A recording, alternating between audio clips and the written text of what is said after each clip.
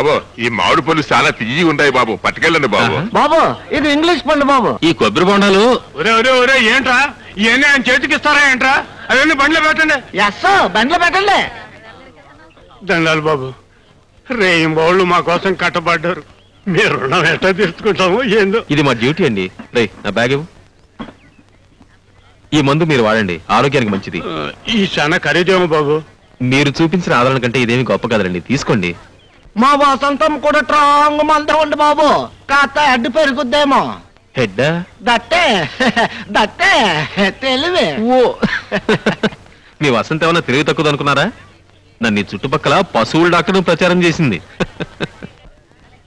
అయితే బాబు ఈ చేసిన తప్పుకు శిక్షగా మీతో పాటు తీసుకుపోండి.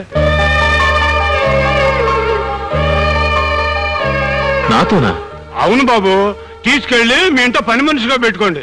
ఎవరితో ఎట్టా మాట్లాడాలో లోకం ఏంటో కాస్త తెలిసేట్టు చెప్పండి. అవును వెళ్ళి బాగా చదువుకో, గుడ్డ పొగుడు దొరుకుతాడు. అదే సరే వస్తానండి.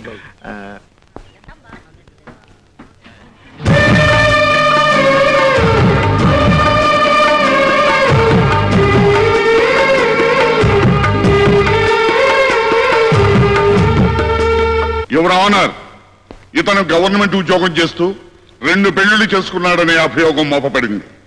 గవర్నమెంట్ తరఫున ఈ కేసు విచారణకు నాకు అనుమతి ఇవ్వాల్సిందిగా కోర్టు వారిని కోరుతున్నాను. ఏమయ్య, నీ పేరేమిటి? జోడెద్దుల జోగినాథం అండి. పుట్టగానే నీ గుణం తెలిసిపోయిందేమో, కరెక్ట్ గా పేరు పెట్టారు. ఆ పేరు పెట్టారు కనుక జోడు పిల్లల్ని పెళ్ళాడేవేమో. లేదండి, నేను ఆవిడ పెళ్ళాలేదండి. నేను పెళ్ళాడేవేమో అన్నానే గాని పెళ్ళాడావు అని అనలేదే. అయినా ఏదడిగినా పెళ్ళాడలేదు అని మీ లాయర్ అమ్మ చెప్పమన్నారా? I object your honour.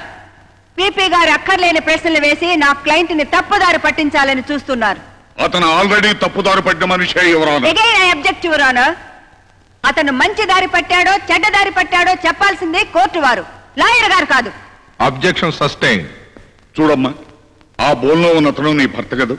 కాదండి, ఈ తాళి కట్టిన వాడు దుబాయ్లో ఉన్నాడండి. నిన్న అతను రహస్యంగా పెళ్లి చేసుకున్నాడు కదా?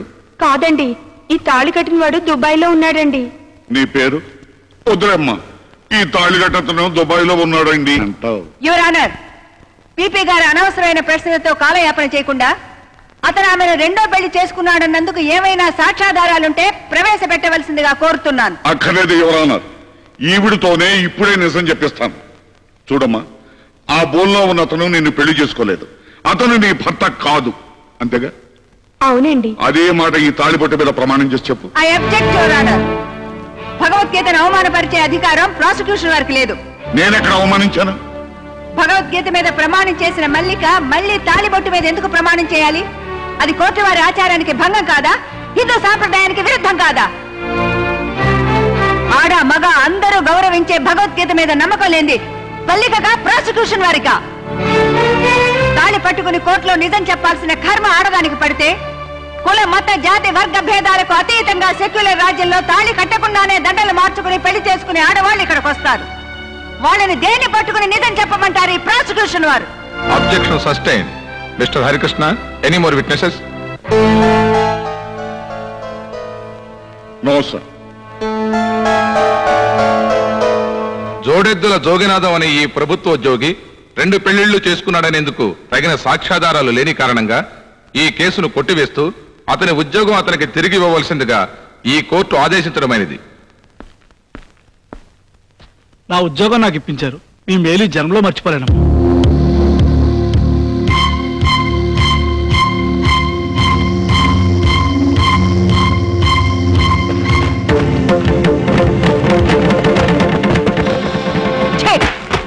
నీ నీడ పడితేనే మహాపాపం. అమ్మగారు, ఒకరికి తెలియకుండా మరొకరిని పెళ్లి చేసుకుని వాళ్ళ జీవితాలతో నాటకం ఆడతావా? నీలాంటి వాళ్ళని జైలుకు పంపించి రాళ్లు కొట్టించాలి.